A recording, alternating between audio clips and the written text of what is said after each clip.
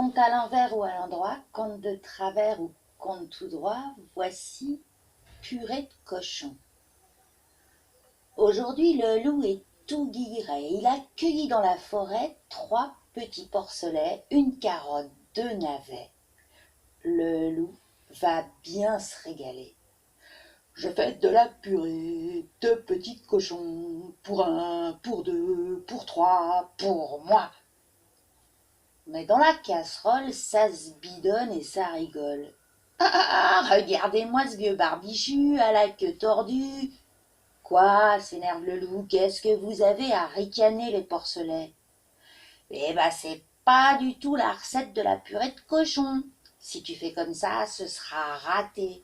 On sera dur, mou et trop salé. Regarde dans ton livre de cuisine. Ah, si vous me racontez des histoires, ça va barder. Alors le loup tourne furieusement les pages de son livre encore et encore. Ah, zut, s'exclame le loup, c'est que je sais pas lire. Nous on sait, passe-nous le livre, on va t'aider.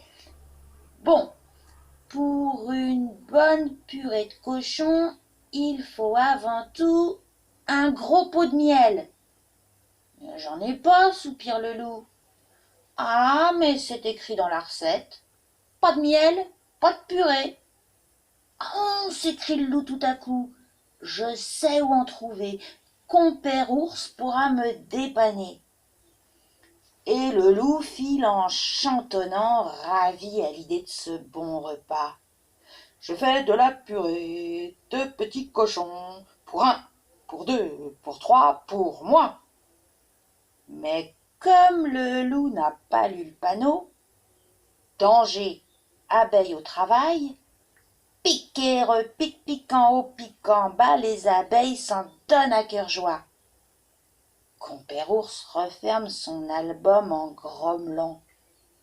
Où allais-tu, vieux barbichu? Tu n'as pas lu ce qui est écrit? Ah, je sais pas lire. Je veux juste du miel pour ma purée de cochon. Quoi? Ouais, c'est écrit dans la recette. Pas de miel, pas de purée. Tiens, ton miel, loup, mais tu devrais apprendre à lire. Oh, la lecture, c'est bon pour les serpents à lunettes, et moi, je suis un loup, et un loup, ça ne lit pas. Et le loup, tout content, s'en retourne sur ses pas. Voilà le miel, se réjouit le loup, à moi la bonne purée. Oh là là, pas si vite, protestent les porcelets, la bouche pleine de carottes et de navets. Il faut aussi un bon gros fromage. Ouais, j'en ai pas. Ah, mais c'est écrit dans la recette, pas de fromage, pas de purée. Oh, je sais où en trouver, s'écrie le loup. Maître Renard en a toujours un de côté. Et le loup file en chantonnant. Je fais de la purée de petits cochons, pour 1, pour 2, pour 3, pour moi. Mais comme le loup n'a pas lu le panneau, interdit aux corbeaux, danger, piège, pim, pam, poum et patatras, le loup tombe dans le trou. Maître Renard referme son roman en rouspétant. Où allais-tu, vieux barbichu? T'as pas lu ce qui est écrit? Ah, c'est que je ne sais pas lire, je veux juste du fromage pour ma purée de cochon. Hein?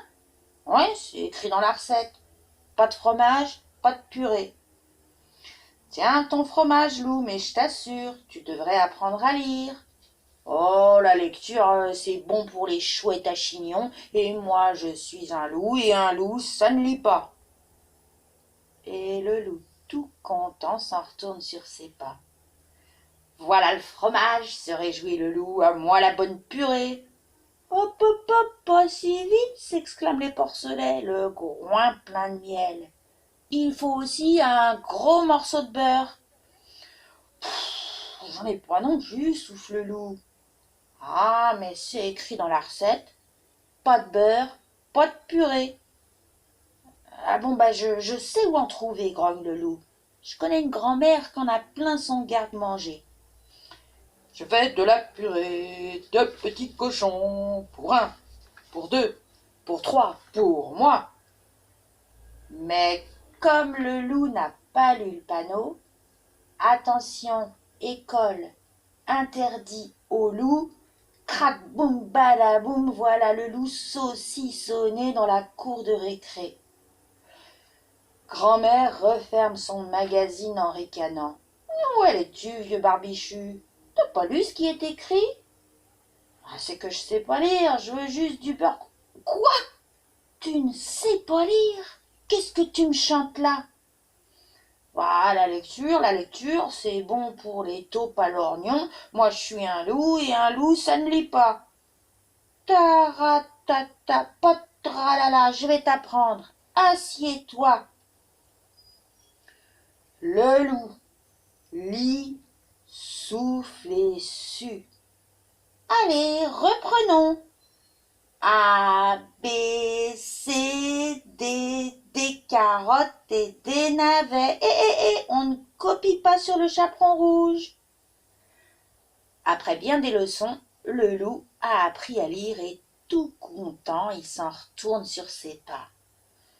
Me voilà, se réjouit le loup, à moi le bon repas. Tut, pas si vite, s'écrient les porcelets, le ventre plein de fromage.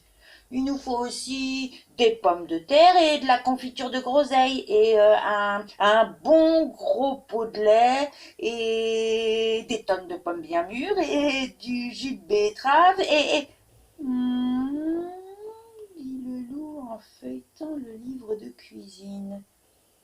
Finalement, je n'ai plus envie de purée, je vais choisir une autre recette.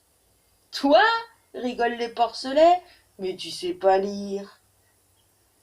Le loup tourne tranquillement les pages, encore et encore. Ah, voilà, j'ai trouvé, regardez mes mignons. Qu'est-ce qu'il y a écrit? Comment ça, gronde le loup? Vous savez pas lire? Juste un peu, hein, répondent les porcelets. La lecture, c'est bon pour les crapauds dégonflés. Nous, on est des porcelets, et les porcelets, ça ne lit pas. Oh, c'est pourtant bien simple. On va faire comme à l'école. Regardez, c'est écrit ici. Aujourd'hui, au menu. Alors le plus petit des porcelets lève le doigt. Moi je sais, il y a écrit aujourd'hui au menu torchon grillé. C'est bien, mon petit saucisson, c'est presque ça, mais pas tout à fait. C'est une recette très simple. Je vais vous expliquer.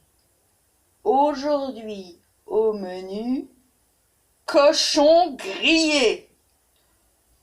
Je fais de la purée de petits cochons pour un, pour deux, pour trois, pour moi.